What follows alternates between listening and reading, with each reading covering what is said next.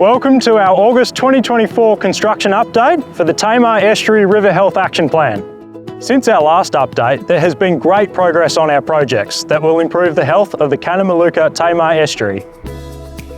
At our Tea Tree Bend sewage treatment plant, we have now completed the extensive mass soil mixing works, where we mixed and stabilised more than 28,000 cubic metres of soil. That's enough to fill 11 Olympic-sized swimming pools. As we move into the next phase of this important project, we recently took delivery of a new piling rig that will begin important piling works in September.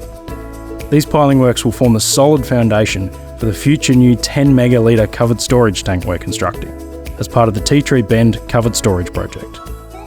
This enormous rig, which will be operated by our Australian piling partner Menard, comes 17,000 kilometres from Switzerland, and we are lucky to be the first project to use it.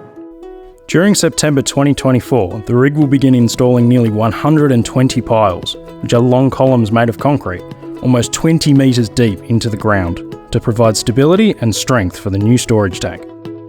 Over at our Kings Park construction site, we have now commissioned the second sewage screen that will filter the sewage and remove any waste and debris.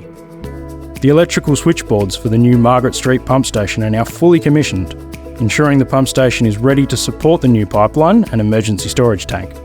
At the western foreshore at Trevellyn, we have completed the important pressure testing on the last section of the new sewer pipeline project, which means we'll soon be reinstating the ground, placing new asphalt on the public pathways in the area so we can fully reopen them for public use. Thank you for watching, and if you would like more information, visit us at taswater.com.au or follow us on our social channels.